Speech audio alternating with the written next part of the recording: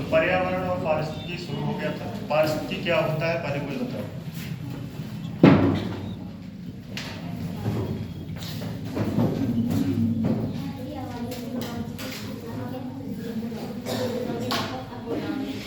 बताइए,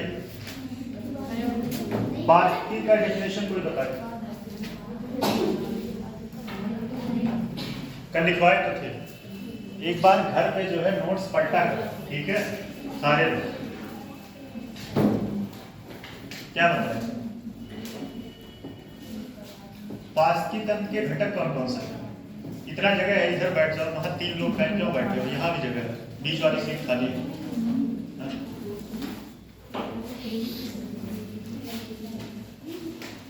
बीच वाली सीट खाली है, बताइए, आप बताइए।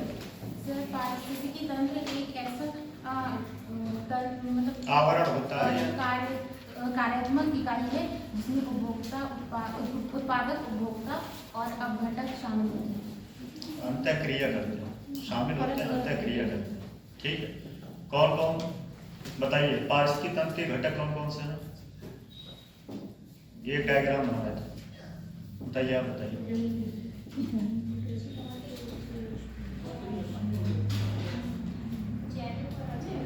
जैविक और अजैविक, सही। अजैविक में कौन कौन से थे?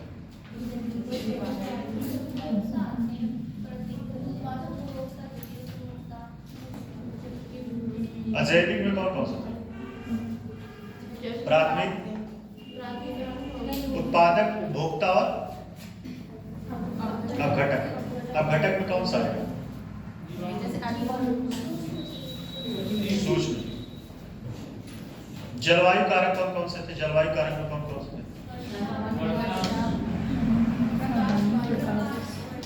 भौतिक में पीएच मान का मतलब समझे थे नहीं? पीएच मान का मतलब क्या? मृदा का पीएच मान, ठीक है। मृदा का पीएच मान ज्यादा होगा तो जमीन फर्टाइल रहेगा कि अनफर्टाइल हो जाएगा? उर्वरकता उसका कम हो जाएगा कि ज्यादा रहेगा? कम हो जाएगा, ठीक है। चलिए आइए, वन पारिस्थितिकी।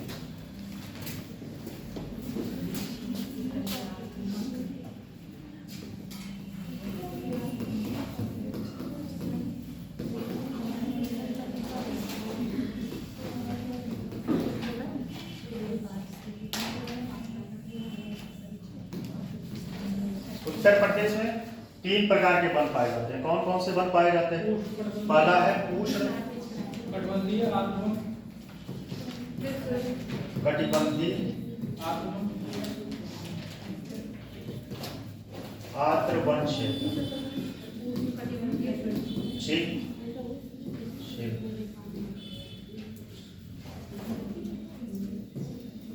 उष्ण कटिबंधीय आर्द्र वन क्षेत्र। दूसरा कौन सा था? शुष्क, हाँ ठीक है, शुष्क कटिबंधीय। तीसरा कौन था? कटीले वन। उष्ण कटिबंधीय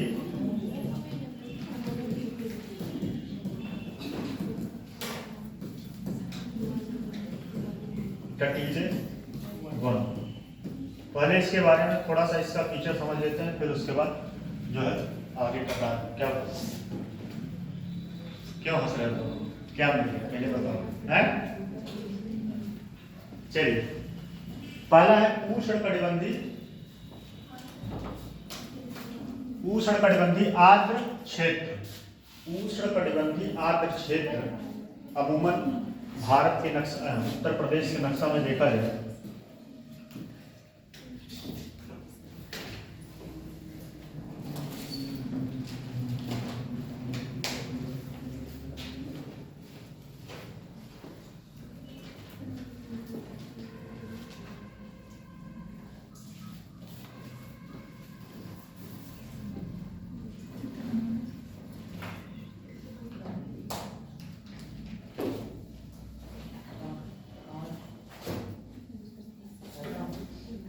बताइए इसमें कौन सा एरिया होगा?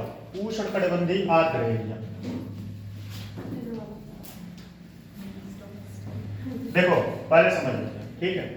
उष्णकटिबंधीय आर्द्र एरिया ये वाला होगा। कौन सा होगा? ये होगा आर्द्र। क्यों आर्द्र होगा? वर्षा की मात्रा कम है। हाँ, वर्षा की मात्रा कम होगी और प्लस ये पर्वतीय क्षेत्र में आता है, ठीक।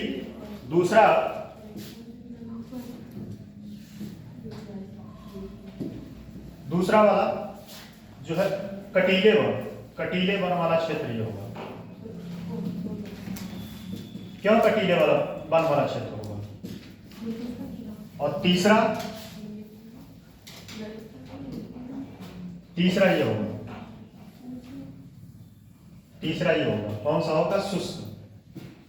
मतलब ये थोड़ा नीचे और आएगा, ठीक है। इसको थोड़ा नीचे और कर देना, ये शुष्क क्षेत्र, ठीक है।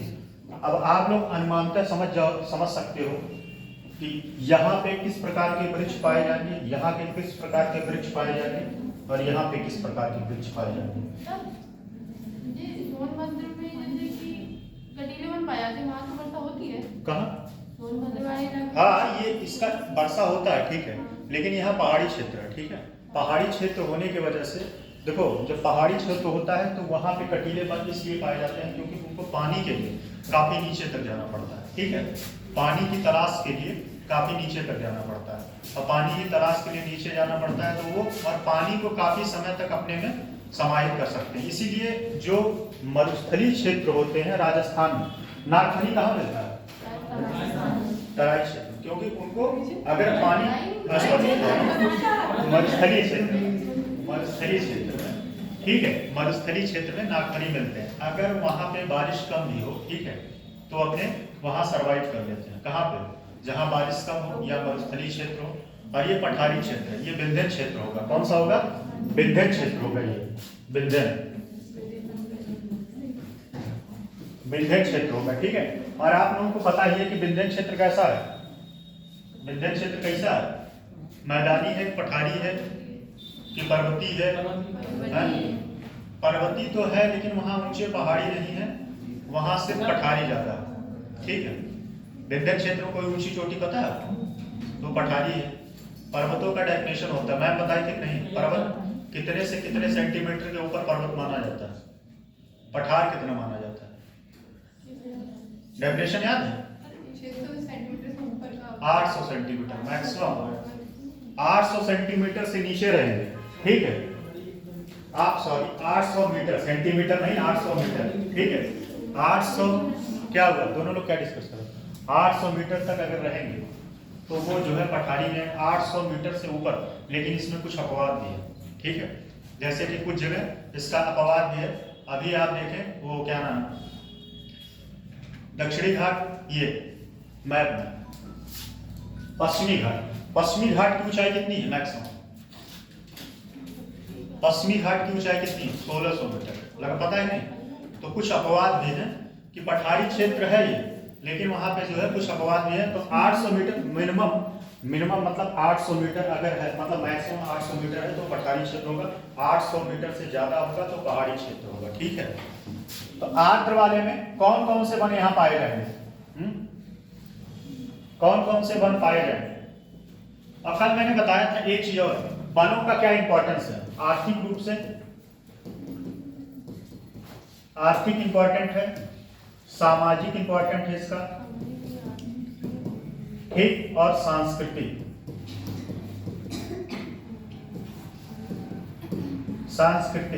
अच्छा ये बताओ, इन तीनों में आर्थिक में क्या महत्व है और सामाजिक में और सांस्कृतिक में? सांस्कृतिक में इसका क्या महत्व है?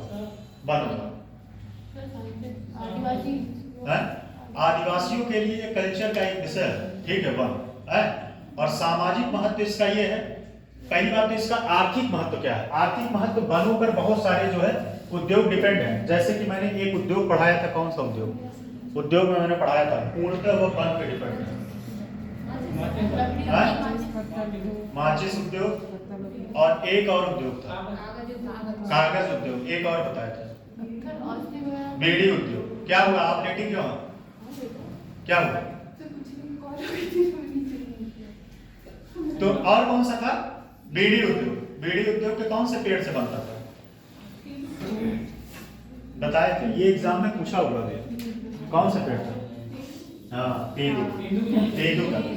तो आर्थिक, इसका आर्थिक इंपॉर्टेंस क्या हुआ? कुछ ऐसे उद्योग हैं जो पूर्णतः वनों पर डिपेंड है, ठीक है, पूर्णतः वनों पर डिपेंड है। और एक और है, शहद जो निकाला जाता है वह भी वनों पर ही डिपेंड है। कभी कभी एक अपवाद के रूप में किसी के घर में भी लग जाता है, ठीक है। किसी के घर में आज तक लगा हमारे शहद? छत्ता लगाया? गांव में लग जाता है।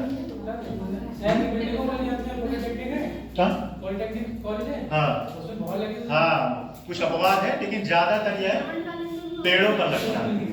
और ये इतने दुष्ट होते हैं कि अगर इनसे छेड़खानी कर लिए तो फिर मार ही के छुट्टी लेंगे, फिर चाहे जहां जाओ छोड़ेंगे नहीं। तो यहाँ पे जो है अमूमन जो है सागौन, देखो सागौन, महुआ, ठीक है, आम, ये सब टाइप के वृक्ष पाए जाते हैं, ठीक है। बांस क्या होता है? बांस। अच्छा एक बात बताओ, बांस जो है क्या है? घास है या वृक्ष है? बांस क्या है बताइए, आप बताइए, बांस क्या है? घास है या वृक्ष है? पहले क्या था? पहले वृक्ष था बांस। हाँ, इसको बाद में जो है बांस की श्रेणी में, घास की श्रेणी में रखा गया। क्यों? हाँ, क्योंकि जो है कुछ चीजों को प्रमोट करने के लिए, जैसे आपका क्या नाम है, पीलीभीत, बांस से यहाँ पे क्या बनता है? बांसुरी, जो आप लोग बजा लेते हो कि नहीं? कितने लोगों को आता है? आता है किसी को? ऐसे तो हर कोई, बेसुरा तो हर कोई बजा सकता है, ठीक है। तो ये सब सारे यहाँ पे जो है कौन कौन से वृक्ष मिलेंगे? आम, महुआ, ठीक है, बांस, ये टाइप के वृक्ष मिलेंगे। और यहाँ पे आर्द्रता, यहाँ पे अमूमन ठंडा होगा, ध्यान दीजिएगा। यहाँ पे अमूमन जो है टेम्परेचर कम रहेगा, टेम्परेचर कम रहेगा, क्योंकि ये आर्द्र शुष्क क्षेत्र है, ठीक। दूसरा है शुष्क, इसमें कौन कौन सा? अच्छा एक बात बताओ, इसमें कौन कौन सा जिला आएगा? कौन कौन सा जिला आएगा?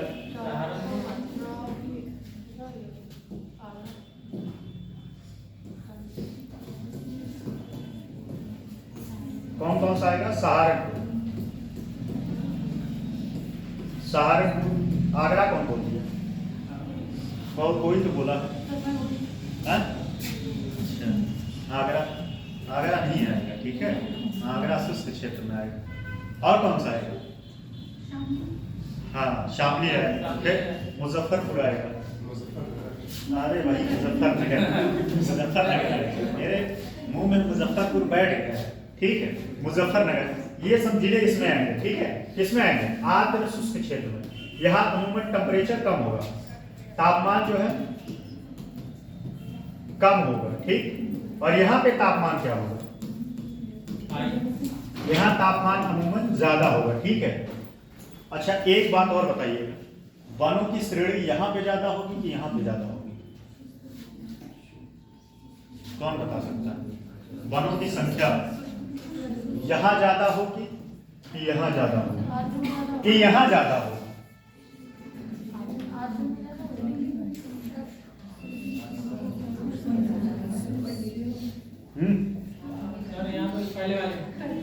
पहले वाले उत्तर प्रदेश में सबसे ज्यादा वन वाला क्षेत्र कौन सा है? हाँ, कुछ कॉमन सेंस लगाया करो। कॉमन सेंस वाली बात है कि सोनभद्र एरिया ज्यादा है, ठीक है। सबसे ज्यादा वन वाला क्षेत्र कौन सा है? सबसे ज्यादा वन वाला क्षेत्र सोनभद्र। तो ये कॉमन सेंस वाली बात है कि यहाँ पे जो है इस एरिया में वन ज्यादा होगा। अच्छा इसके पीछे कारण ये है क्योंकि ये मध्य प्रदेश से सीमा लगाता है, ठीक है। मध्य प्रदेश से सीमा लगाने की वजह से यहाँ पे वन पाए जाते हैं और विंध्य क्षेत्र भी इसी में आता है, ठीक। तो पहला तो यहाँ पे यहाँ टेम्परेचर, दूसरा यहाँ पर टेम्परेचर कम हो ज्यादा होगा, ठीक है। यहाँ इसके अकॉर्डिंग यहाँ पे वन कम होगा, इसके अकॉर्डिंग, इन दोनों के अकॉर्डिंग यहाँ पे वन कम होगा थोड़ा, ठीक। और यहाँ कौन कौन से वृक्ष पाए जाएंगे? वृक्ष लगभग अमूमन सब वही पाए जाते हैं। यहाँ थोड़े से कुछ और बढ़ जाएंगे, जैसे यहाँ पे क्या है, शुष्क है तो कौन सा पाए जाएंगे? यहाँ आम तो मिलेगा ही, ये तो कॉमन, आम और महुआ, ठीक। आम, महुआ, शीशम, सागौन। सागौन आप लोगों को पता होगा, ये आर्थिक रूप से बहुत महत्वपूर्ण वृक्ष होता है सागौन, और इसका जो है बेड का काफी डिमांड होता है। किसका डिमांड होता है? हाँ, खासकर कि हमें बेड चाहिए तो सागौन की लकड़ी है या सखुआ है। सागौन काफी मजबूत होता है, और इसका जो है घर वर में भी काफी जो है सजावट में काफी काम आता है। ठीक, ये इतने टाइप के वृक्ष मिलेंगे। ठीक है, और इसमें कौन कौन सा जिला आएगा? जिला बताए कोई, कौन कौन सा जिला आएगा? बताइए, आप बताइए जिला कौन कौन सा है? अरे दूसरे नंबर कौन है? आप बताइए जिला कौन कौन सा आएगा? कौन कौन सा जिला आएगा उसमें? चलिए मुझे काम बताए इस वाले एरिया। अरे स्वाभाविक सी बात है, आगरा आएगा। ठीक, मथुरा, और कौन हो जाएगा? वाराणसी नहीं, वाराणसी थोड़ा सा उधर जाएगा। वाराणसी उधर जाएगा। हाँ, लखनऊ को ले सकते हैं। ठीक है, लखनऊ, कानपुर। ठीक, कानपुर नगर, कानपुर देहात दोनों। ठीक है, तो ये सब सारी जिले हैं। कौन सा? आगरा, मथुरा। ठीक, और कौन सा हो जाएगा? लखनऊ, फिर कानपुर, ये सब जिले इसमें आएंगे। ठीक, और तीसरा नंबर है यहाँ पे उष्ण कटिबंधीय कटीले वन। कटीले वन की प्रॉपर्टी मैंने पहले बताया, क्योंकि इनको जल की जरूरत होती है, तो जल को पाने के लिए ये बहुत नीचे तक चले जाते हैं। जैसे आपको किसी की तलाश होगी तो आप जीवन में कहीं भी भटक सकते हैं खोजने के लिए। भटक सकते हैं नहीं, कोई मेले में खो जाए तो अपना एड़ी से चोटी लगा दोगे उसको पाने के लिए, या फिर कोई जाने दो। उन सब बातों पे क्या मतलब है? मतलब ये है कि ये पानी की तलाश में नीचे तक जाते हैं। ठीक है, ये कटीले वन होते हैं। कटीले वन में कौन कौन से वृक्ष आएंगे? बबूल। कौन सा? बबूल। और हाँ, कैक्टस। ठीक है, जितने नागफनी भी कह सकते हैं थोड़े बहुत। तो ये सब सारे जो है वृक्ष इस एरिया में मिलेंगे। और ये एरिया कौन सा होगा? इसमें कौन कौन से जिले आएंगे? कौन कौन से जिले आएंगे?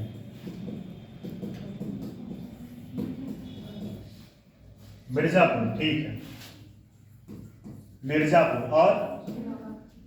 और सोनभद्र। ठीक, चंदौली। हाँ, चंदौली, गाजीपुर। कहाँ रह जाती है? गाजीपुर। तो ये सब जिले इसके क्षेत्र में आएंगे। प्रयागराज। ठीक, चलिए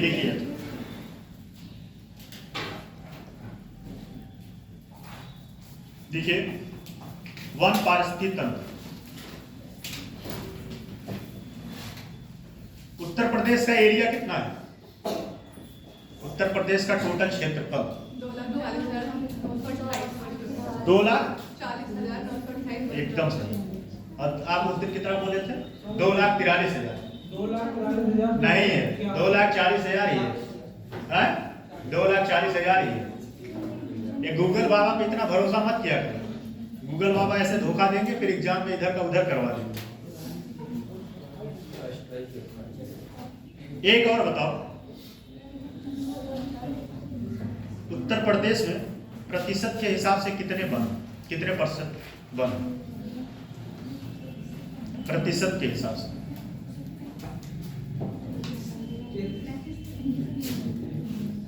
चलो अच्छा लिखो भाई।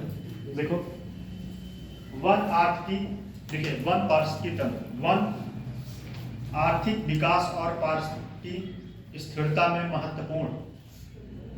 वन आर्थिक विकास और पारिस्थितिकी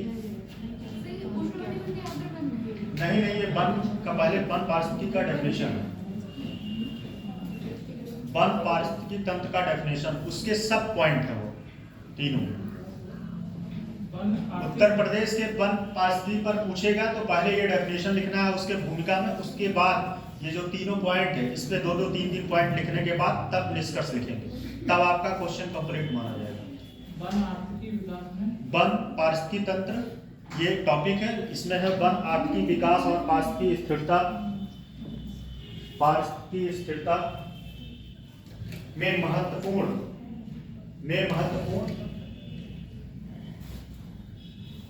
अच्छा एक चीज, पारिस्थितिकी स्थिरता में इसका कैसे महत्वपूर्ण योगदान हो सकता है, कैसे हो सकता है?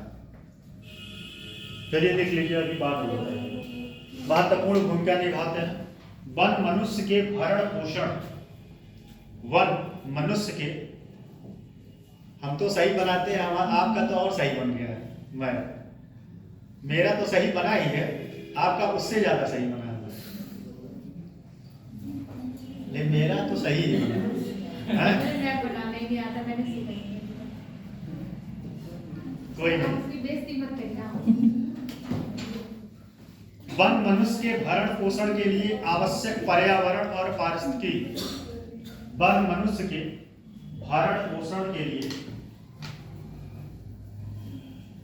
आवश्यक पर्यावरणीय और पारिस्थितिकी, आवश्यक पर्यावरणीय और पारिस्थितिकी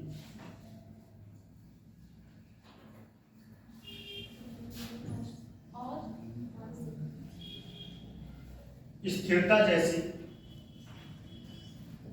अनेक सेवाएं प्रदान करते हैं, अनेक सेवाएं प्रदान करते हैं मानव जाति की भलाई के लिए, मानव जाति की भलाई के लिए पृथ्वी पर वन, मानव जाति की भलाई के लिए पृथ्वी पर वन अपरिहार्य, अपरिहार्य, वन अपरिहार्य, वन अपरिहार्य,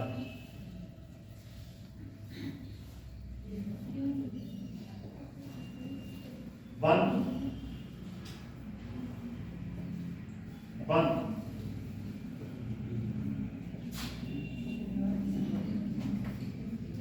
नहीं, ऐसे देखिएगा, यद्यपि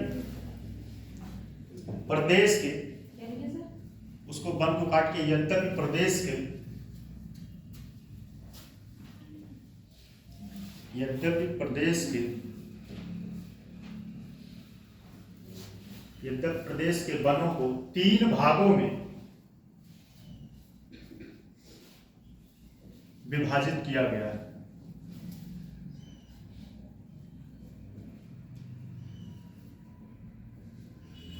पैराग्राफ चेंज करके, राज्य का अधिकांश भाग, राज्य का अधिकांश भाग कृषि प्रधान है, राज्य का अधिकांश भाग कृषि प्रधान है।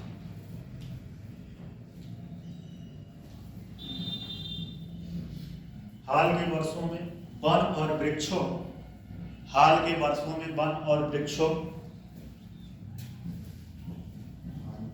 हाल के वर्षों में वन और वृक्षों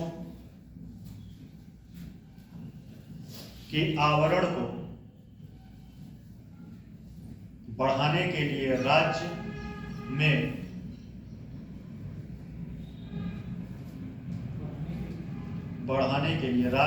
बड़े पैमाने पर वृक्षारोपण, बड़े पैमाने पर वृक्षारोपण कार्यक्रम चलाए गए,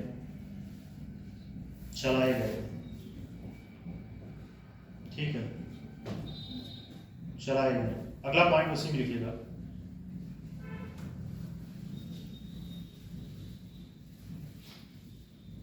चलिए आगे से लिखिए। तो वन 3 प्रकार के हैं ना। पहला लिखिएगा उष्णकटिबंधीय आर्द्र पर्णपाती वन, उष्णकटिबंधीय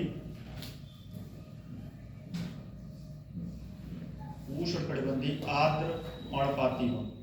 अच्छा, पर्णपाती वन की विशेषता क्या होती है? ये अपने पत्ते गिराते हैं, ठीक। उष्णकटिबंधीय पर्णपाती वन लिखिए। आर्द्र पर्णपाती वन, हाँ इसी के आर्द्र पर्णपाती वन तराई के नमी वाले क्षेत्रों में आर्द्र पर्णपाती वन तराई के नमी वाले क्षेत्रों में एवं तराई के नमी वाले क्षेत्रों में एवं पश्चिम उत्तर पश्चिम लिखिएगा एवं उत्तर पश्चिम भागों में पाए जाते हैं। इस क्षेत्र में औसतन वर्षा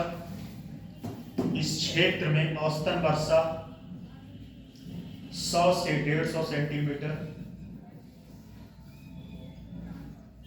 इस क्षेत्र में औसतन वर्षा 100 से 150 सेंटीमीटर के बीच होती है। 100 से 150 सेंटीमीटर के बीच होती है। क्लास 9 बजे से स्टार्ट होता है, 9:30 बजे।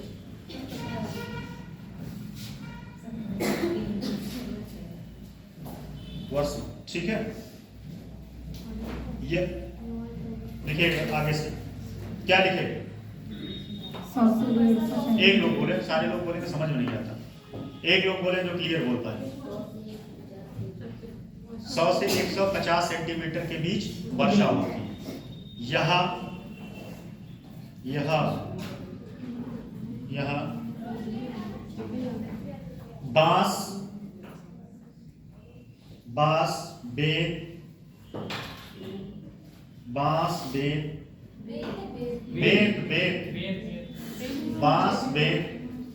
अरे भाई बेट से मार खाए हो नहीं? मार खाए हो कि नहीं कभी बेट? अगर मार खाए होते तो बोलते हैं।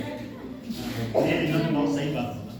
देखे नहीं, हमने आया क्या एक दिन ले आए जो यहाँ क्लास में सही से ना बैठे और टाइम से जो ना है उसी के ऊपर बेन चले थे। ठीक, यहाँ बेन देखिए, बेन गूलर महुआ भाई, महुआ नहीं पता? भट्ठा वाला दारू देखे हो नहीं कभी? भट्ठे वाला दारू देखे हो नहीं? हैं? देखे हो? वो सस्ता मिलता है। हाँ,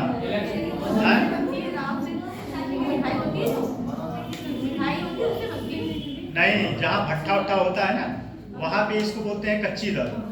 हाँ, कच्ची दारू, वो नशा बहुत देता है। हाँ, इलेक्शन क्योंकि वो फ्री मिलता है। हाँ, वो भाई साहब इतना डेंजरस होता है, आदमी पी ले उसके लीवर ऊपर फेल हो जाए। लेकिन कुछ लोग दूसरे प्लेनेट से आते हैं। हमको 15 लाख देना, जिताएंगे पक्का। पैसा रिफंड नहीं। ठीक, बस महुआ प्लास सेमल प्लास के बाद सेमल, औला जामुन। सेमल का वृक्ष भाई हम भी नहीं देखे, ठीक है? हम फॉरेस्ट डिपार्टमेंट के चौकीदार नहीं, ये मुझे सारा पता है। अच्छा, होगा। सेमल, ठीक है। सेमल का सब्जी कौन खाता है भाई? उसका सब्जी कहाँ बनता है? वो सेम होता है। सेम वाले अभी टॉपिक आज ही टाइम है, ठीक है? या तो बात कर दो या तो टॉपिक पढ़ लो, दोनों से खेल। सेमल और उसके बाद आंवला जामुन आदि वृक्ष पाए जाते हैं।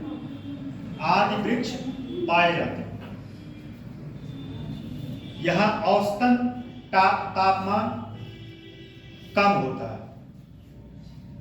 यहाँ औसतन वार्षिक तापमान कम होता है। ठीक, अब आता है अगला, उष्णकटिबंधीय शुष्क पर्णपाती वन।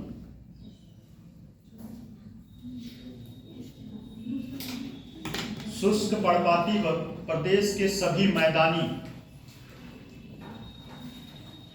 उष्णकटिबंधीय शुष्क पर्णपाती वन, शुष्क पर्णपाती वन प्रदेश के सभी मैदानी भागों आमतौर पर प्रदेश के सभी मैदानी भागों आमतौर पर मध्य पूर्वी और पश्चिमी क्षेत्रों में आमतौर पर मध्य पूर्वी और पश्चिमी क्षेत्रों में प्रदेश के शुष्क पर्णपाती वन प्रदेश के सभी मैदानी भागों आमतौर पर मध्य पूर्वी और पश्चिमी क्षेत्रों में होते हैं। इन क्षेत्रों में प्रकाश नीचे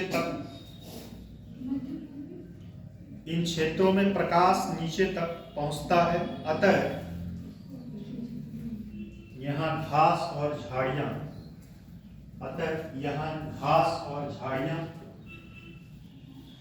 की उपज भी अच्छी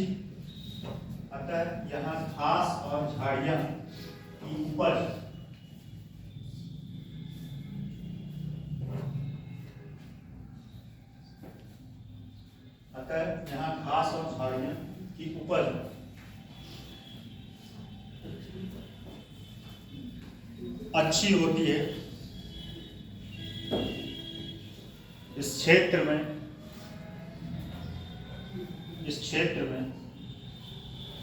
नीम, पीपल, आम, जामुन, बरगद,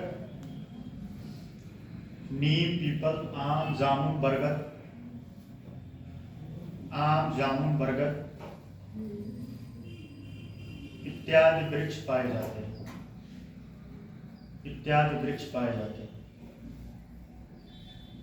ठीक है। अब अगला है उष्णकटिबंधीय कटीले वन। और एक बात ध्यान दीजिएगा, जब ये क्वेश्चन का आंसर लिखिएगा तो मैप जरूर बनाइएगा, ठीक है। और मैप का लोकेशन दिखाना पड़ेगा कि कौन से वन किस एरिया में मिलता है, ठीक है। नेक्स्ट है उष्णकटिबंधीय कटीले वन। कटीले वन ज्यादातर दक्षिण पश्चिमी भागों में पाए जाते हैं। कटीले वन ज्यादातर दक्षिण पश्चिमी भागों में पाए जाते हैं। दक्षिण पश्चिमी भाग में कौन कौन से जिले शामिल होंगे? चलिए बताएं, तेज प्रकाश भी बताएं। हाँ, दक्षिण पश्चिमी में कौन कौन से जिले आएंगे? नहीं, दक्षिण पश्चिमी। हाँ सही। हाँ, ललितपुर। कटीले वन ज्यादातर दक्षिण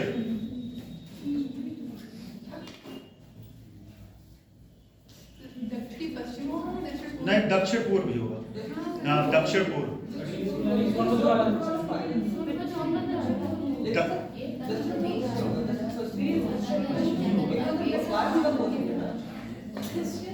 एक मिनट,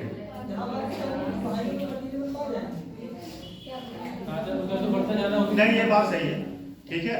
बात सही है कि जहां बारिश कम होगा, ठीक, बारिश कम होगा वहीं कटीले वृक्ष पाए जाएंगे। और ये दक्षिण पूर्व, ये मतलब कहने का मतलब ये है कि ये एरिया यहाँ तक आएगा पूरा, ये एरिया, ठीक। तो ये एरिया यहाँ तक आएगा, ललितपुर वाला भी एरिया होगा। हाँ, और नीचे जो सुनिए, नीचे जो पठारी और उधर सोनभद्र वाला एरिया भी थोड़ा कवर करेगा, जो पठारी क्षेत्र, विंध्य क्षेत्र। देखो, वनों का विस्तार किसी एक जगह तक नहीं होता, वनों का विस्तार अलग अलग, जैसे देखो कुछ होता है, चाइना का जलवायु जो है किसी और जगह भी मिलता है और ऑस्ट्रेलिया की जलवायु कहीं और भी मिलता है। तो ऐसा नहीं कि अगर वो जलवायु वहीं मिल रहा है तो सिर्फ वहीं पे मिलेगा, उसके जलवायु कहीं और भी मिल सकते हैं, ठीक है। तो कहने का मतलब ये है कि ये जो है एरिया, यहाँ भी उस टाइप के वन मिलेंगे और दक्षिण पूर्व में भी मिलेंगे, ठीक है। तो लिखो क्या, पूर्व पश्चिम छोड़ दे, फिर दक्षिणी लिखवा। नहीं लिखो ना भाई, अरे ऐसे कैसे लिखो, मैं बता रहा हूँ। लिखो, कटीले वन ज्यादातर दक्षिण पश्चिम भागों में पाए जाते हैं। नहीं, दक्षिण पश्चिम लिखिए। कटीले वन ज्यादातर दक्षिण पश्चिम भाग में पाए जाते हैं,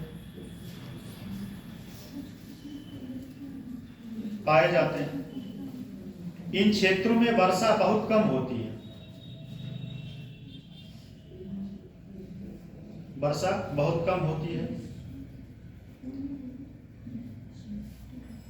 इन क्षेत्रों में दूर दूर तक कटीले और बौने, इन क्षेत्रों में दूर दूर तक कटीले और बौने वृक्ष, मुख्यतः बबूल, इन क्षेत्रों में दूर दूर तक कटीले बौने वृक्ष, मूलतः बबूल फलदार पौधे की पैदावार होती है। बबूल और फलदार पौधे की पैदावार होती है। वर्षा ऋतु में यहाँ पर छोटी छोटी, वर्षा ऋतु में यहाँ पर छोटी छोटी घास उग जाती है। देखो अभी विंध्यन वाला क्षेत्र इसमें आएगा, ठीक है। छोटी छोटी घास उग जाती है। यहाँ खैर, खैर का पौधा कोई देखा? खैर, खैर और खुलाई, कामा करते जाइएगा, खैर कामा खुलाई कामा नीम, खैर खुलाई नीम आदि वृक्ष पाए जाते हैं, आदि वृक्ष पाए जाते हैं। अब लिखिएगा आगे पैराग्राफ, इसी में आगे लिखिएगा विंध्यन क्षेत्र। अब विंध्यन क्षेत्र आया कि नहीं? विंध्यन क्षेत्र उसी में लिखिएगा, नीम इत्यादि वृक्ष पाए जाते हैं, उसी में अगला पॉइंट लिखिएगा। विंध्यन क्षेत्र के वनों में ज्यादातर, विंध्यन क्षेत्र के वनों में ज्यादातर झाड़ियां होती हैं। जहां चिरौंजी, जहां चिरौंजी, सागौन, महुआ, जहां चिरौंजी, सागौन, महुआ और तेंदू, तेंदू के वृक्ष, तेंदू वृक्ष है जिससे बीड़ी बनता है, बीड़ी बनता है उसके पत्ते से। तेंदू के वृक्ष पाए जाते हैं। पहाड़ी क्षेत्रों के जंगलों में औषधियां, पहाड़ी क्षेत्रों के जंगलों में औषधीय पौधे भी पाए जाते हैं। आप सुनो, पहाड़ी क्षेत्रों के जंगलों में औषधि पौधे भी पाए जाते हैं। हाँ, औषधीय पौधे भी पाए जाते हैं। देखो कहने का मतलब ये था,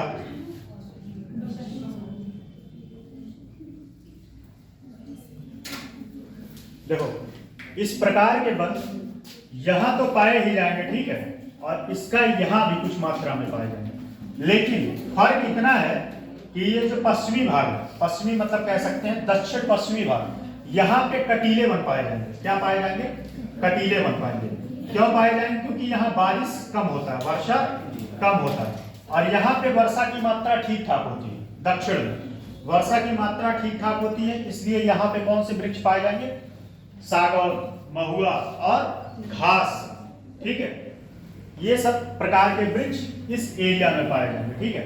इसी का ये भी भाग है, मतलब इसी एक, जैसे क्या है, एक मिनट और समझिए। उत्तर प्रदेश की पूरी जलवायु किसमें आती है? उत्तर प्रदेश बताए तो थे उष्णकटिबंधीय, तो सिंपल सी बात है, पूरी जलवायु उसमें आती है। उपोष्णकटिबंधीय, उपोष्णकटिबंधीय उत्तर प्रदेश की जलवायु पूरा बताए क्या हो? उपोष्णकटिबंधीय, ठीक है। तो इस वाले वन का जो उष्णकटिबंधीय कटीले वन है, कटीले वन का विस्तार यहाँ तो है ही है, और फिर यहाँ, ठीक, कंफ्यूजन तो नहीं है। विंध्यन क्षेत्र में भी मिलेगा, इसकी प्रॉपर्टी अलग हो जाएगी। विंध्यन क्षेत्र में क्या है कि वहां जो है सागौन और वृक्ष मिलेंगे, और जहां पे वर्षा कम होगी वहां कटीले वृक्ष मिलेंगे। बस कहने का मतलब बस इतना है। तो ये आपका हो गया। अगला टॉपिक है जैव विविधता संरक्षण। जैव विविधता संरक्षण नए उसी में जैव विविधता संरक्षण।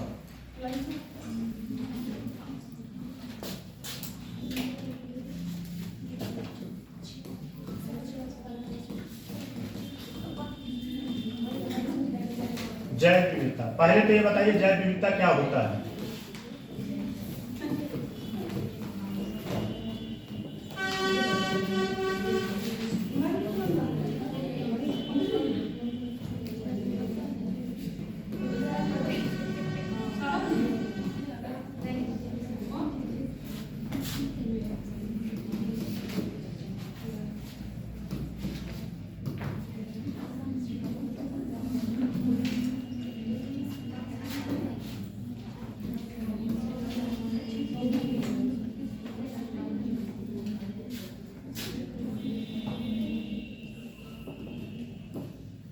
चलिए बताइए जरा, जैव विविधता क्या होता है? बताइए जैव विविधता क्या होता है?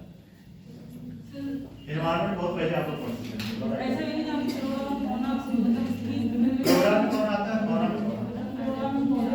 नीचे का जीव जंतु। जैव विविधता क्या होता है? कौन बता सकता है एकदम एग्जैक्ट डेफिनेशन? बताइए सारा जी, आप बताएं। एनवायरमेंट का क्लास नहीं किया था? कितने लोग किए थे एनवायरमेंट की क्लास? समस्या तो इस बात का है कि ज्यादा लोग क्लास ही नहीं करते।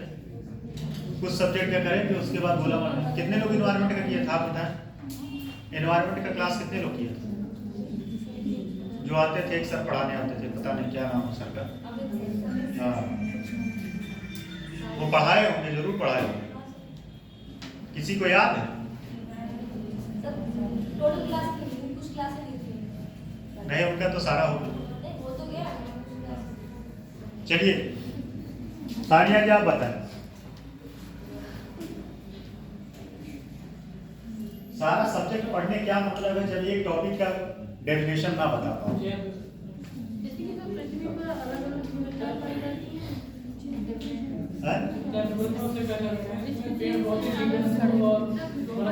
सभी प्रकार के एक ही वायुमंडल या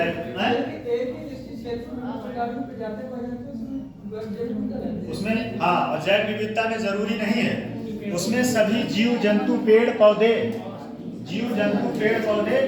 नदी तालाब सब आते हैं। यही डेफिनेशन था। इतने में कौन बताए? आप कहाँ बताइए? फ्लोरा और सही, चलो हमसे सही कराने से कोई मतलब नहीं है। सही हाँ, मैं तो सब कहते सही। फ्लोरा और फौना। चलिए अब आगे चलते हैं।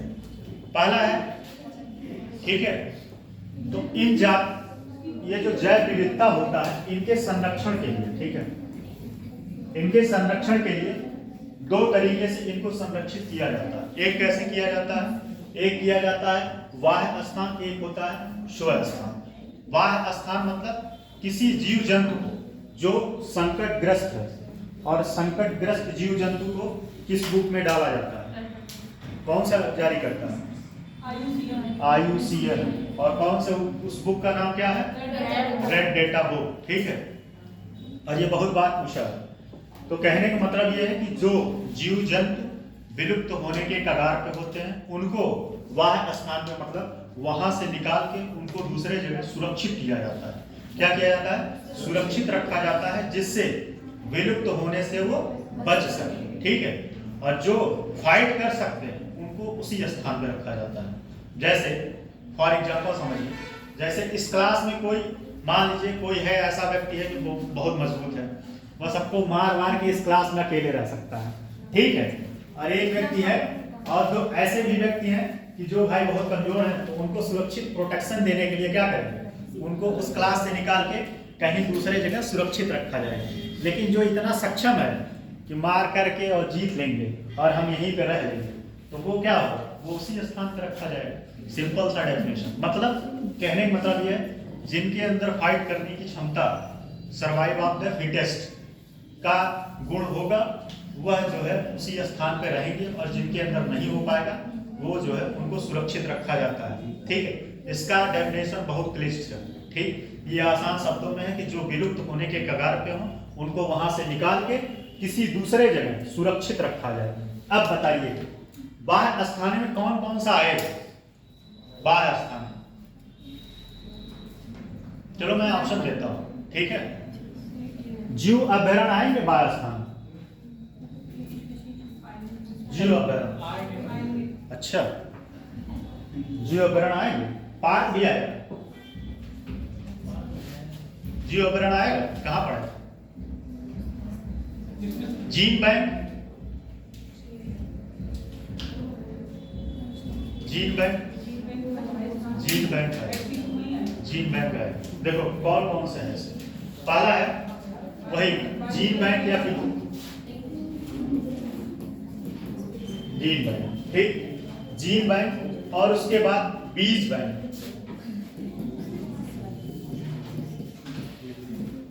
और एक होता है क्रायो प्री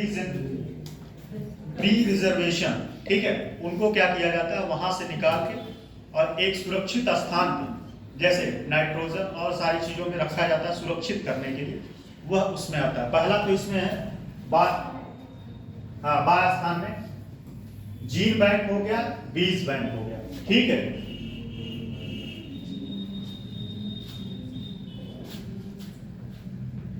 और इसमें कौन सा आएगा? वनस्पति उद्यान,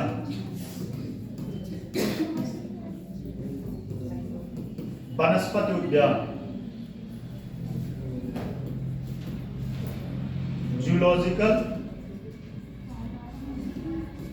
पार्क, जूलॉजिकल पार्क,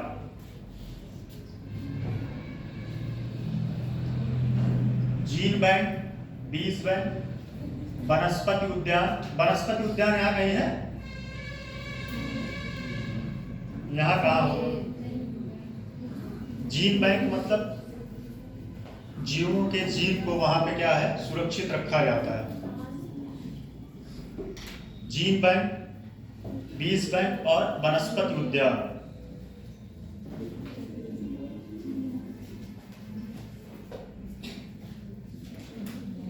और स्वस्थानी में कौन सा है? स्वस्थानी में झील, ठीक, झील होगा। और क्या होगा? स्वस्थानी झील।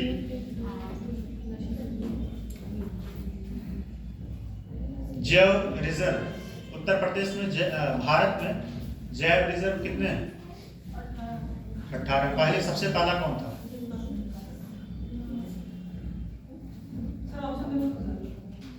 कंचनजंगा, नीलगिरी, अरावली और सतपुड़ा है। हाँ, नीलगिरी कब किया गया था? सबसे पहला वही था। ऑप्शन दे। 1981, 1982, 1983, 1984। 19 कौन बोला? 1983 की 4 3 सही, ठीक। तो इसमें कौन सा हो जाएगा? पवित्र, इसमें हो गया झील, हो गया उपवन, हो गया, ठीक, उपवन, ठीक। और इसमें क्या हो जाएगा? जैव मंडल, जैव मंडल रिजर्व। और दूसरा है राष्ट्रीय उद्यान।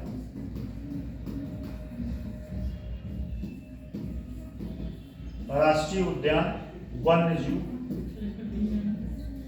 वन्यजीव अभयारण्य।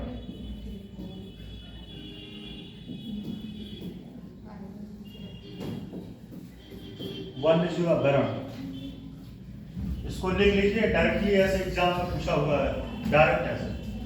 इसमें से कौन सा इन सीटू है, कौन एक्स सीटू है? इन सीटू में कौन सा है? इन सीटू में कौन कौन सा आएगा? झील आएगा, उपवन आएगा, और एक झील, उपवन, जैव रिजर्व, और उसके बाद राष्ट्रीय उद्यान, वन, जीव और अभयारण्य। ठीक है। उत्तर प्रदेश में टोटल कितने वन अभयारण्य, कितने अभयारण्य टोटल कितने हैं? उत्तर प्रदेश में टोटल कितने वन अभयारण्य हैं, वन्य जीव अभयारण्य? ऑप्शन दे। उत्तर प्रदेश में टोटल की बात कर रहा हूं, ऑप्शन दे। हाँ हाँ, उत्तर प्रदेश की बात। ऑप्शन 21, 22, 23, 24। गूगल कर ले, गूगल कर लिए, ये गूगल करने बहुत माहिर है? चलो अच्छा बताओ, ठीक है, गूगल कर लिया, ऑन द स्पॉट 20 सेकंड के अंदर बताना कितने जो है tiger reserve Uttar Pradesh? UP की बात करो। आपसे नहीं पूछे थे, पूछे ही नहीं सर। हाँ? चलो क्या है, 4 तो बताइए। 4, ठीक है। अब देखो इनके बारे में पहले मैंने बता दिया कि जो संकटग्रस्त जीव जंतु पेड़ पौधे हैं उनको जो है वाह स्थाने ले जाके सुरक्षित रखा जाता है, और जो संकटग्रस्त या उनको वहां से लेके दूसरे जगह ले जाना पॉसिबल नहीं है, वह इन सीटू होते हैं। जैसे अब झील को आप एक जगह से दूसरे जगह ट्रांसफर नहीं कर सकते, ठीक है, और उसके बाद जैव मंडल को ट्रांसफर कर सकते हैं, नहीं ले जा सकते। और राष्ट्रीय उद्यान और वन्य जीव अभयारण्य, और इसका इंपॉर्टेंस क्या है, क्या इंपॉर्टेंस? यह वैज्ञानिक दृष्टि से काफी इंपॉर्टेंट रहता है। यहाँ पे बहुत सारे साइंटिस्ट जाते हैं और रिसर्च करते हैं, ठीक है, रिसर्च करते हैं बहुत सारे वैज्ञानिक, ठीक है। इसी के बारे में इन सीटू एक्सीटू लिखवाएं कि ना लिखवाएं, कि आप लोग पहले से ऑलरेडी लिखे हुए हो? लिखे हो, छोड़ दें जैसा आप लोग कहें। सारे लोगों का क्या मतलब, लिखवा दें?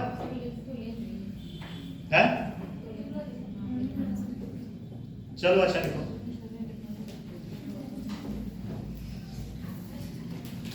बाह्य स्थाने में लिखिएगा एक्स-C2, बाह्य स्थाने संरक्षण।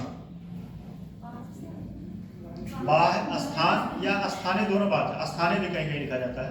बाह्य स्थान एक्स-C2 संरक्षण। देखिए इस पद्धति में संकटग्रस्त, लिखिए इस पद्धति में संकटग्रस्त जानवरों और पौधों को, इस पद्धति में संकटग्रस्त, इस पद्धति में संकटग्रस्त जानवरों और पौधों को उनके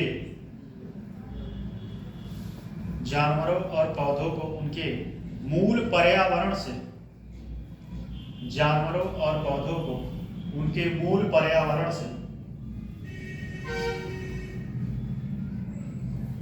हटाना और उन्हें एक मूल पर्यावरण से हटाना और उन्हें एक निर्दिष्ट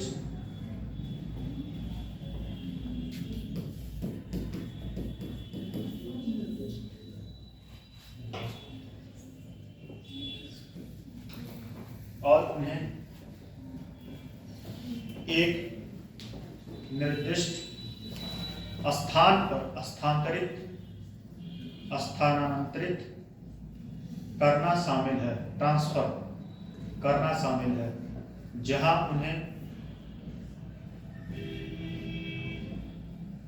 उन्हें सुरक्षित किया जा सकता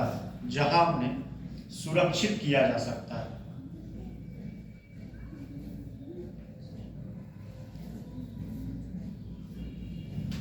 और विशेष देखभाल दी जा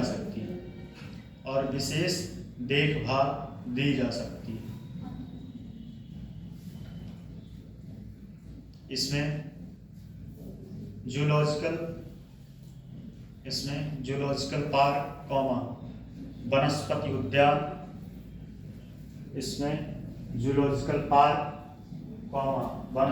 उद्यान, वन्यजीव सफारी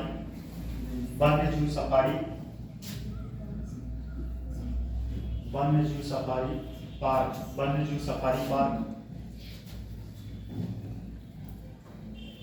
और बीज बैंकों को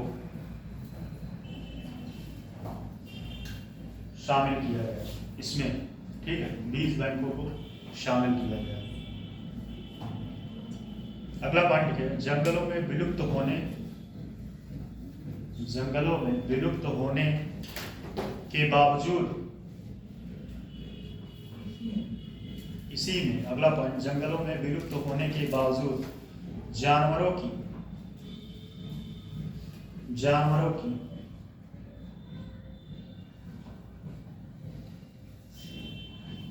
जंगलों में विलुप्त होने के बावजूद जानवरों की कई प्रजातियों को प्राणी उद्यान में जीवित रखा जाता है।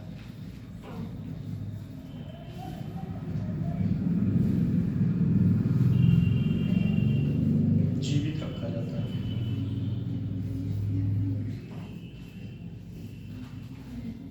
ठीक है, अगला लिखिएगा, स्वस्थान इन सिटू, किसी पौधे या पशु प्रजाति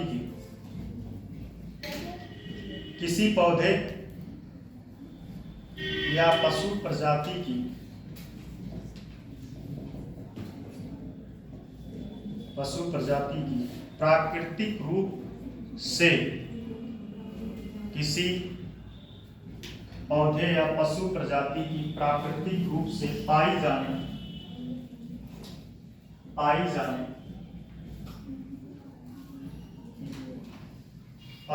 वाली आबादी में आनुवंशिक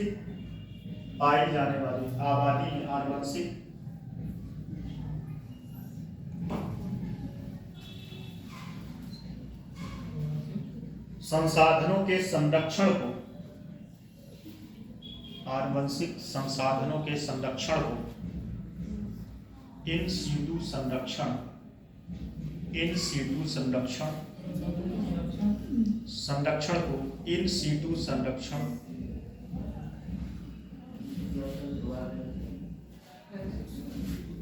आनुवंशिक संसाधनों के संरक्षण को इन सीटू संरक्षण के रूप में जाना जाता है। इसमें बायोस्फीयर लिखिएगा, इसमें बायोस्फीयर रिजर्व, जैव मंडल उसको बोलते हैं हिंदी, बायोस्फीयर रिजर्व, वन्यजीव अभयारण्य, आरक्षित वन,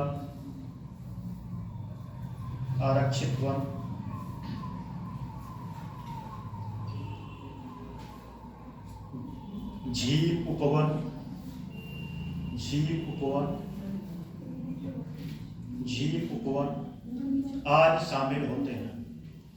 आदि शामिल होते हैं।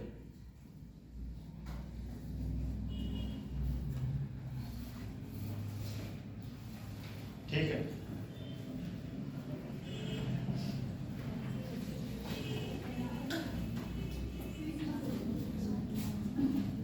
आज शामिल होते हैं।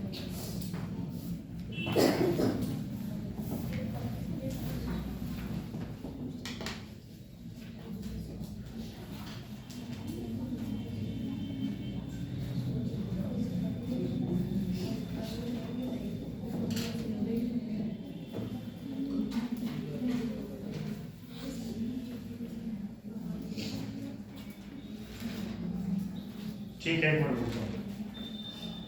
तो ये कंप्लीट हो गया, ठीक है। अब इसमें अगला उत्तर प्रदेश के वन्यजीव अभयारण्य और टाइगर रिजर्व। ठीक, ये 2 टॉपिक पढ़ने के बाद इन्वायरमेंट खत्म। ये 2 टॉपिक और पढ़ना है। एक मिनट बोलो।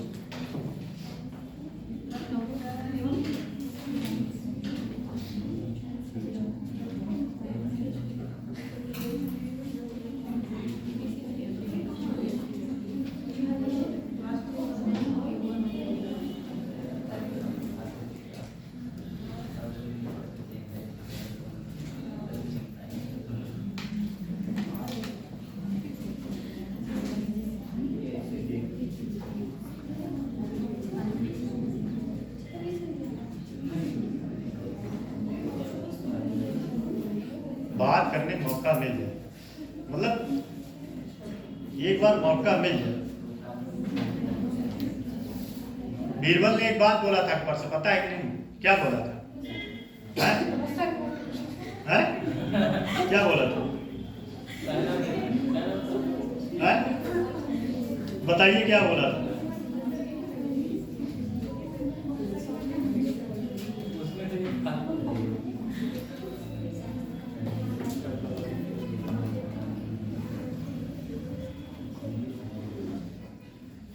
बीरबल ने कहा था, सुनिए, बीरबल ने कहा था कि अगर उसने कहा कि अगर दुनिया का 8वां अजूबा देखना हो तो मैं आपको दिखा सकता हूँ, दुनिया का 8वां अजूबा।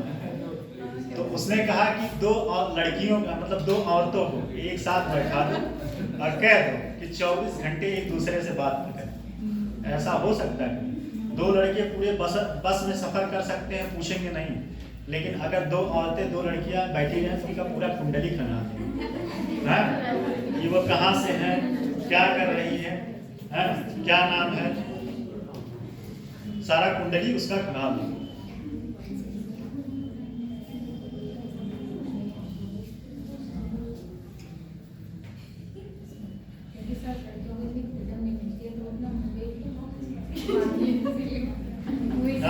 घर पे मौका नहीं मिलता,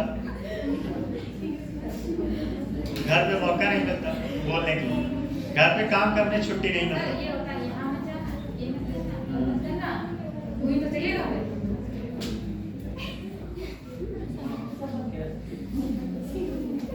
मेरा पीछे पेशेंट हो रहा है।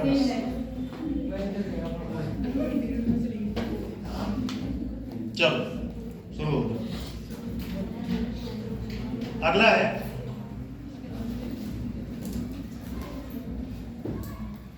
तो ये तो हो चुका। अब अगला है वन्यजीव अभयारण्य। ठीक, वन्यजीव अभयारण्य।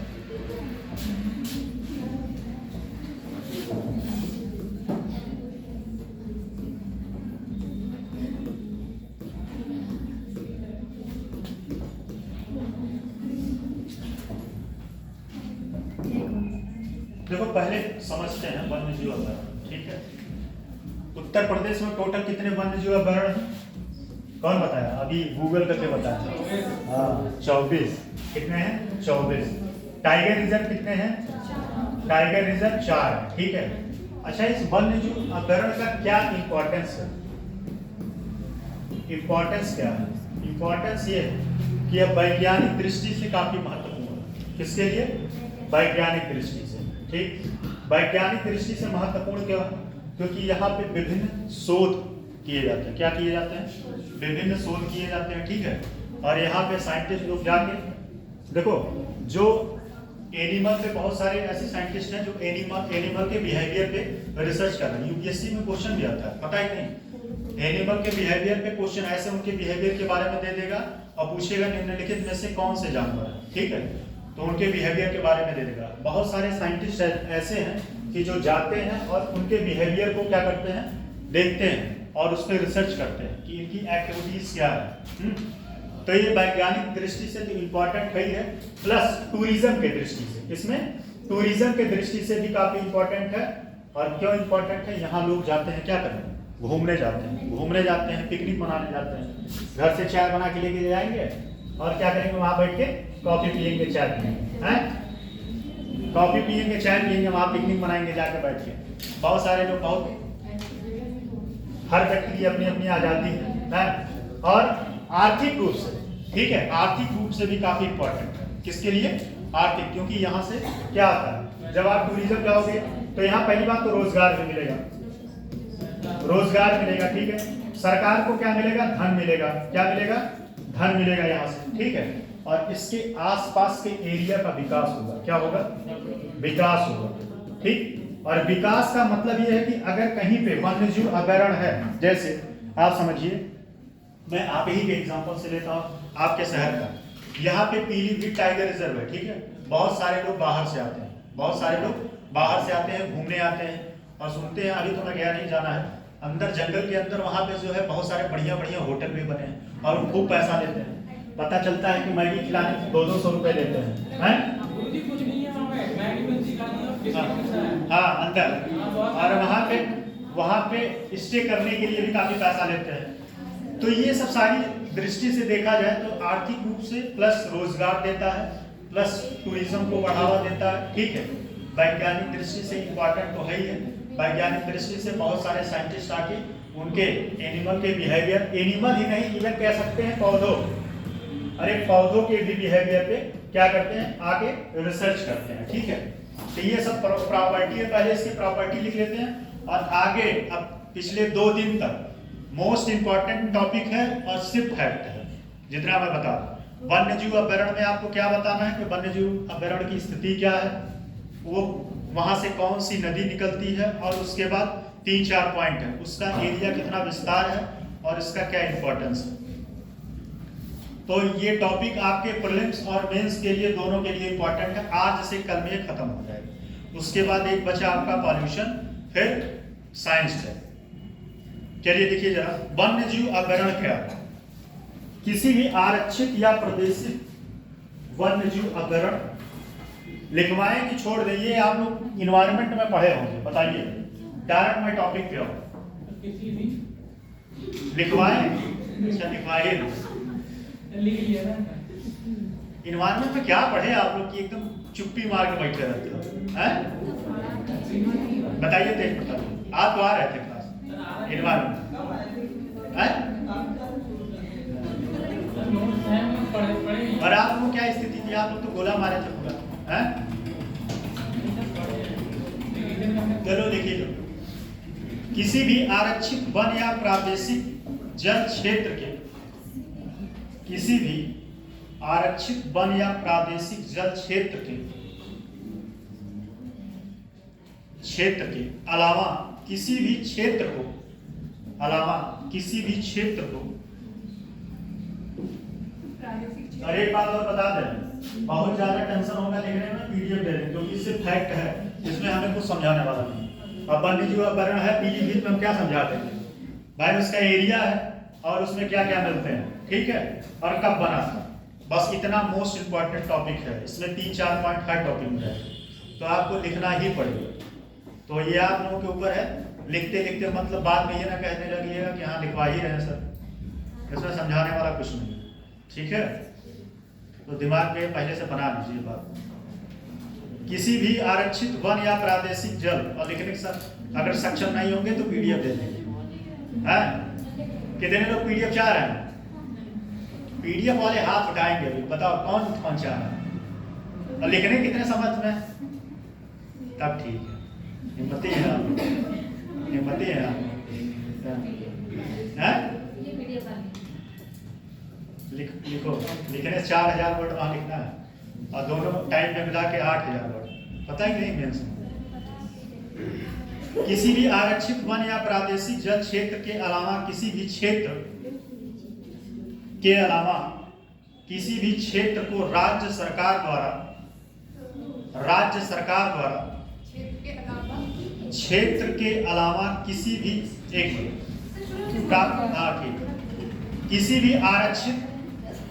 किसी भी आरक्षित वन या प्रादेशिक जल क्षेत्र के अलावा किसी भी क्षेत्र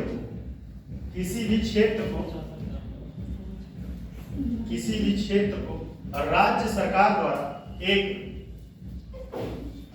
सरकार द्वारा एक अभ्यारण्य बनाने के लिए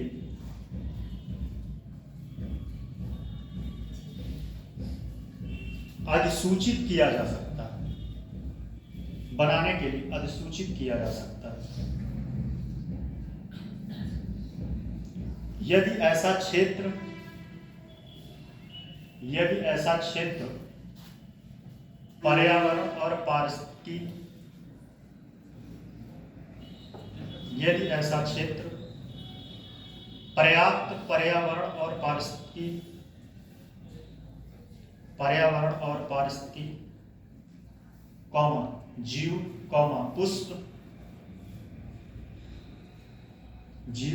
पुष्प, भूभाग,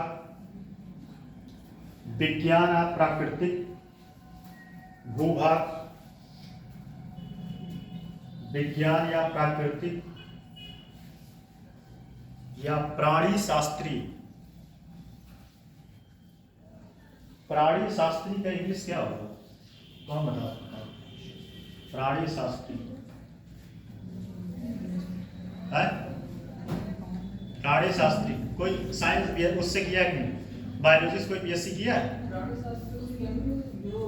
इंग्लिश बताओ इससे। हाँ, प्राणी शास्त्री।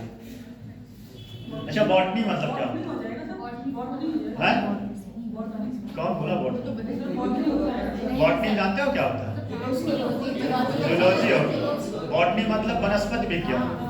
हाँ, ठीक। प्राणी शास्त्री महत्व, प्राणी शास्त्री महत्व, प्राणी शास्त्री महत्व कौमा वन्य जीव या उसके पर्यावरण, वन्य जीव या उसके पर्यावरण की रक्षा, रक्षा प्रचार या विकास के, रक्षा प्रचार या विकास के लिए महत्व रखता है, महत्व रखता है। अभ्यारण्य क्षेत्र के अंदर कुछ महत्व रखता है, अभ्यारण्य क्षेत्र के अंदर कुछ, अभ्यारण्य क्षेत्र के अंदर कुछ प्रतिबंधित मानव गतिविधियों की, प्रतिबंधित मानव गतिविधियों की अनुमति होती है, अनुमति होती है। जो वन्य जीव संरक्षण अधिनियम कब आया था? पहले लिख लीजिए, वन्य जीव संरक्षण अधिनियम।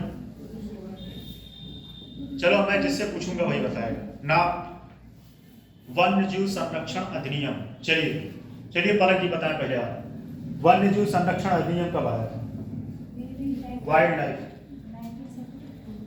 1972 और टाइगर कब आया? और हाथी एलिफेंट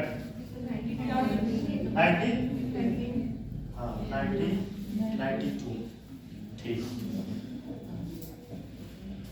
वन्य संरक्षण अधिनियम 1972 के अध्याय 4 वन्य जीव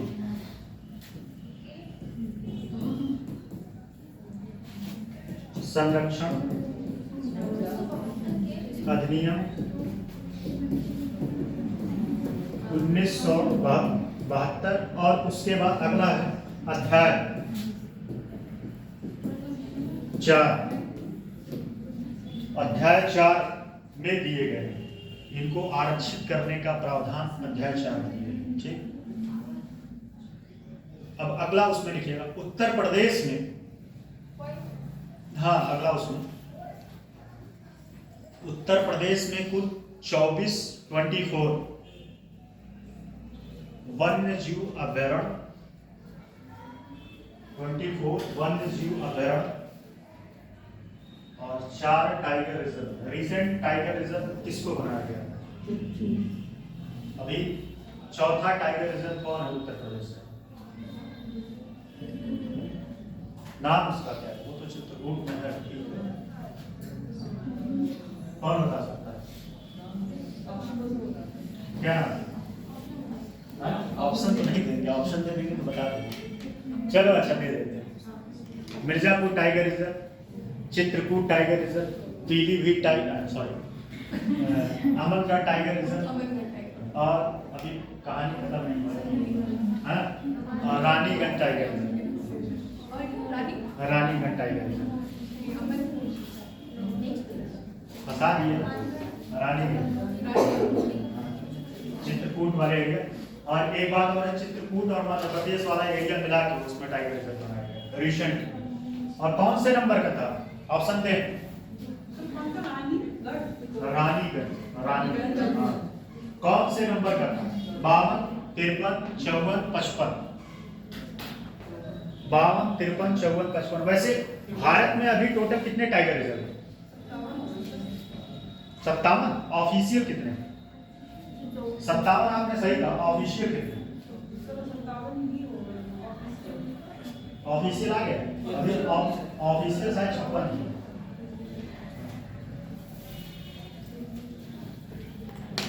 ठीक, तो टोटल कितने हैं? उत्तर प्रदेश में 24 वन्यजीव अभ्यारण्य और 4 बाघ अभ्यारण्य, और उत्तर प्रदेश में 2 हाथी रिजर्व भी हैं। और अभी रिसेंट में, चलो लिखो अच्छा, और 2 हाथी अभ्यारण्य, 2 हाथी अभ्यारण्य। ठीक है, हाथी अभ्यारण्य अभी आएगा, स्थिति आएगा, टेंशन नहीं। एक तो आपका ये मिर्जापुर वाला, तराई वाला क्षेत्र, ये हाँ सॉरी, ये जो पीलीभीत वाला है, एक इधर से ही हाथी गलियारा गया।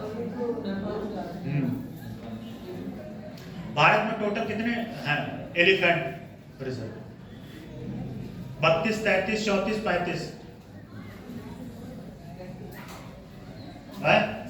कौन 33 बोला? सही बोला, 33। चलो अब पहला, उत्तर प्रदेश के वन्यजीव अभ्यारण्य में पहला है सुहेलवा।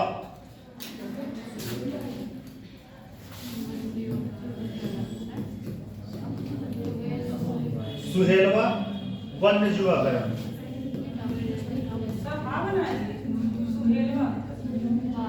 हाँ हाँ है भाई, हाँ हाँ है, सुहेलवा वन्यजीव अभ्यारण्य। इसकी स्थिति क्या है बता सकता है कोई? ये कहाँ पे? ये सब तो आप लोगों को याद होना चाहिए, खूब एग्जाम देते हो। अच्छा, उत्तर प्रदेश में ये तो पता है आप लोगों को, उत्तर प्रदेश में टोटल कितने रामसर साइट है? कितने हैं? 4 कौन बोला भाई? 4, 10, 10 नाम 10 का बता सकती हैं आप? हाँ बताए। हाँ सही। हाँ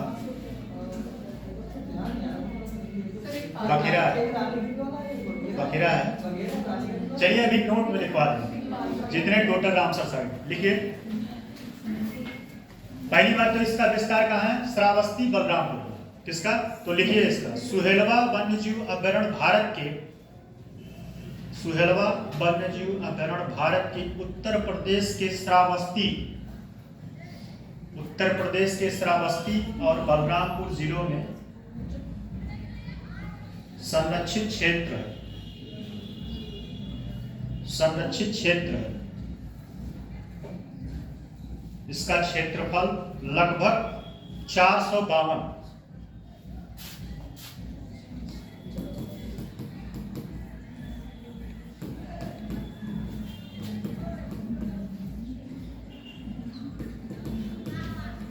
श्रावस्ती 452 वर्ग सेंटीमीटर, 452 वर्ग किलो सेंटीमीटर नहीं, वर्ग किलोमीटर। इसका विस्तार 452 वर्ग किलोमीटर में है। यह घाघरा नदी की,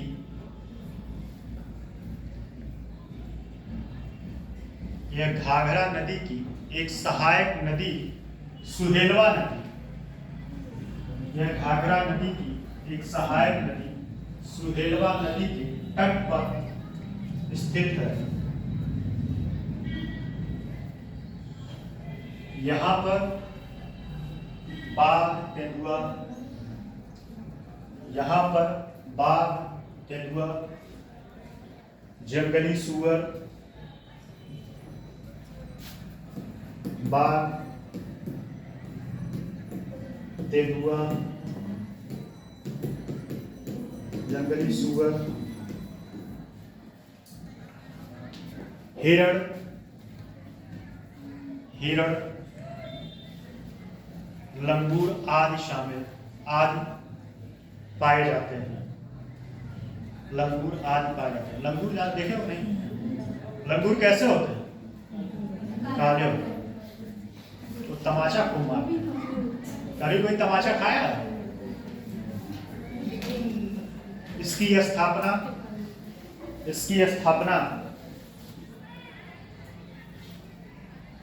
1988 में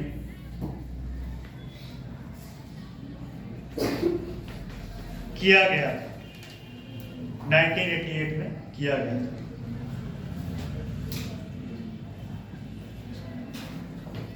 1988 में किया गया।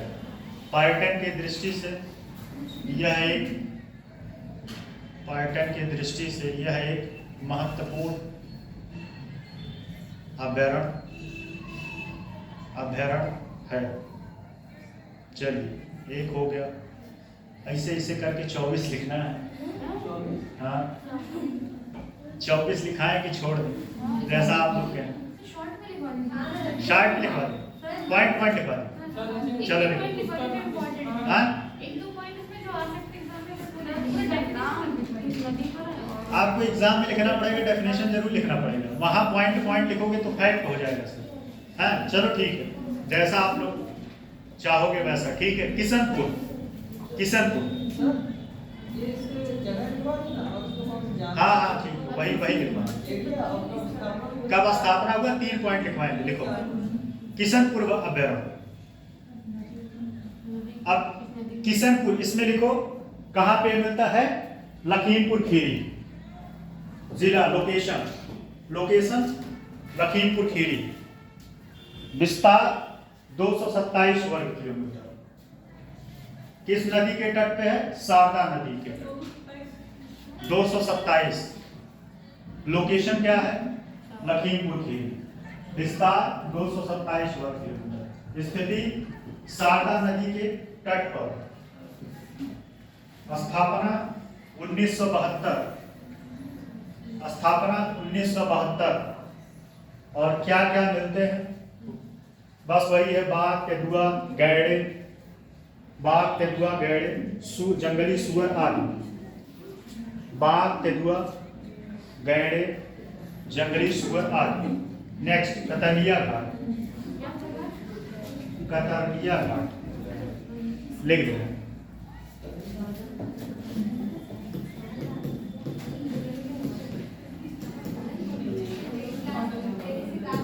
ठीक। स्थिति बहराइच।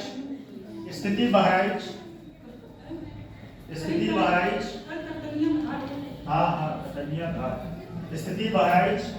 लोकेशन गंगा नदी की सहायक नदी घाघरा नदी के तट पर। लोकेशन गंगा नदी की सहायक नदी घाघरा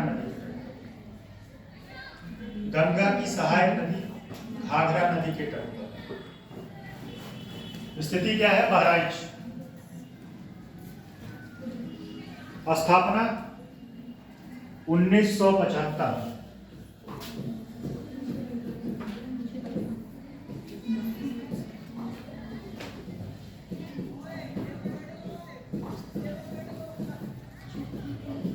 तट पर।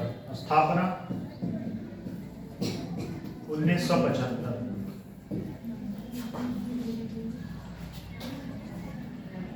क्या क्या मिलता है? यहां भी वही है, देख लो। गैड़े, जंगली सुअर, तेंदुआ। विस्तार इसका छोड़ो रहना। विस्तार जिसका नहीं दिया है, एग्जैक्ट विस्तार नहीं पता होगा। जंगली सुअर, हिरण,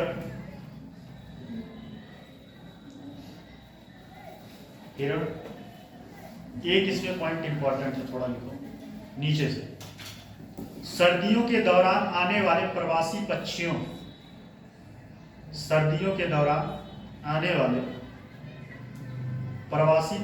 सहित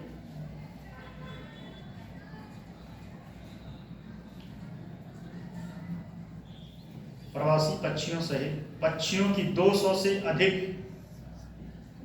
से अधिक प्रजातियों का भी घर है। ठीक, दूसरा हो गया। तीसरा, नवाबगंज, नवाबगंज पश्चिमी अभ्यारण्य। इसको कौन बता सकता है कि ये कहाँ पे है? नवाबगंज पश्चिम। अच्छा, नवाबगंज कौन कौन बोला? एक तो आप बोले, एक आप बोले। नवाबगंज लिखो। स्थिति नवाबगंज, सॉरी उन्नाव, उन्नाव स्थिति उन्नाव, जिला उन्नाव। ठीक। क्षेत्रफल 45। हाँ, तो कोई जरूरत नहीं। क्षेत्रफल 45।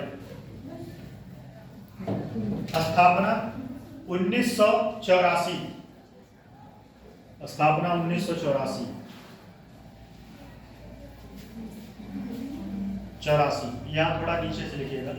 यहाँ पर 250 से अधिक प्रजातियों, यहाँ पर 250 से अधिक पक्षियों की प्रजातियों का निवास स्थान है। 250 से ज्यादा पक्षियों की प्रजातियों का निवास स्थान है। ठीक। अगला है 250 से ज्यादा पक्षियों की निवास स्थान। अगला है हस्तिनापुर अभ्यारण्य। ये कहाँ पर होगा? अभ्यारण्य कहाँ होगा? गया कहाँ? उत्तर प्रदेश में गया। हस्तिनापुर।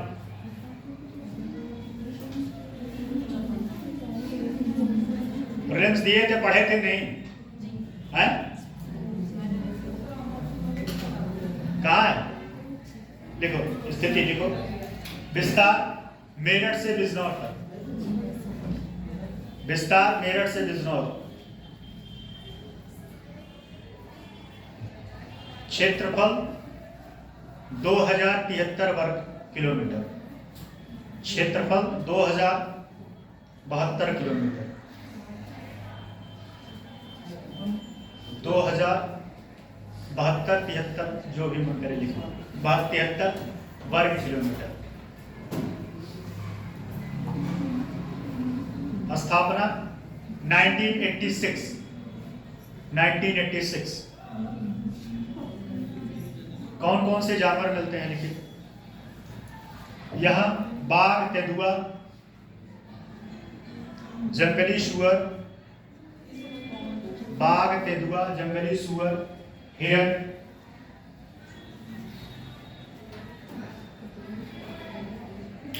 एवं 350 से ज्यादा 350 से ज्यादा पक्षियों के प्रजातियों का निवास स्थान है। पक्षियों के प्रजातियों का निवास स्थान।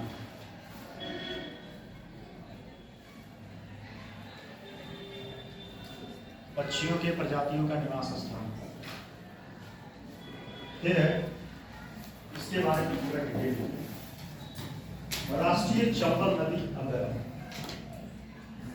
राष्ट्रीय चंबल नदी अभ्यारण्य। राष्ट्रीय चंबल अभ्यारण्य। चंबल नदी, चंबल अभ्यारण्य। अच्छा बताओ ये कहाँ पे? राष्ट्रीय चंबल अभ्यारण्य कहाँ पे है? इटावा में। ये सही मायने में तो उत्तर प्रदेश और मध्य प्रदेश की संयुक्त योजना है, लेकिन यह उत्तर प्रदेश में कहाँ है? कहाँ है? ये क्वेश्चन आया हुआ है एग्जाम। ऑप्शन दे। प्रयाग, मिर्जापुर, बनारस और सोनभद्र। बताइए।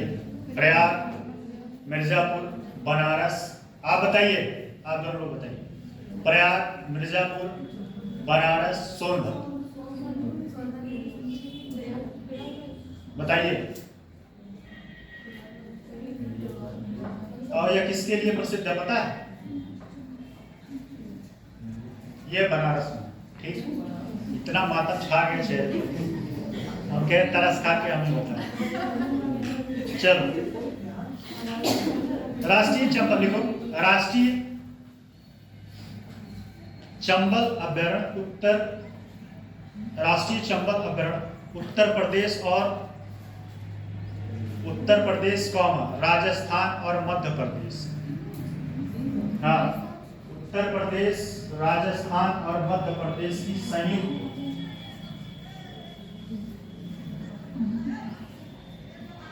संरक्षित क्षेत्र, संयुक्त संरक्षित क्षेत्र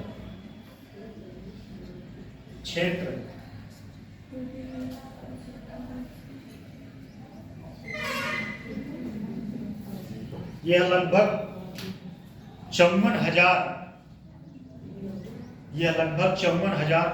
वर्ग किलोमीटर में फैला है।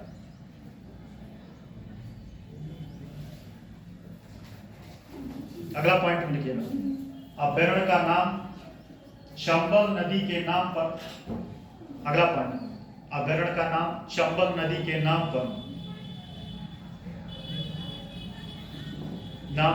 रखा गया है, जो इस क्षेत्र से होकर बहती है। कौन सी? चंबल नदी, जो इस क्षेत्र से होकर बहती है।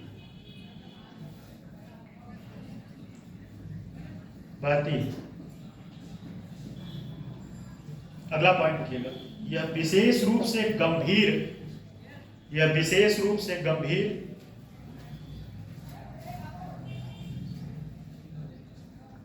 विलुप्त घड़ियालों की आबादी के लिए जाना जाता है। घड़ियालों की आबादी के लिए जाना जाता है।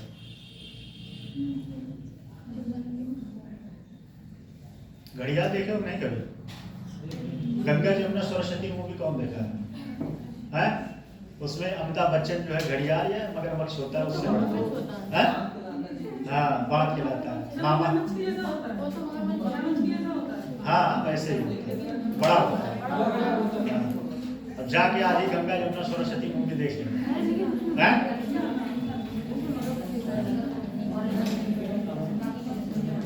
टॉपिक तो कंप्लीट हो जाने दीजिए,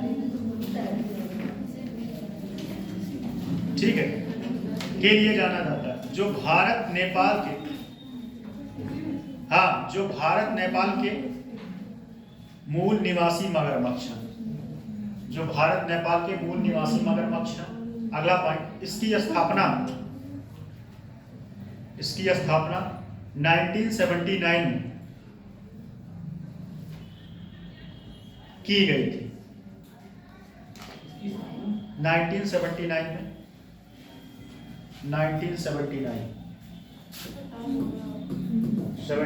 की गई। ठीक, चलो आगे। सारे लोग सहमत हैं, सामर्थ है लिखने के? हैं? क्या कह रहे हैं? लिखवा दे। चलो, कल ये टॉपिक कंप्लीट करना है, उसके बाद आपका पॉल्यूशन फिर खत्म।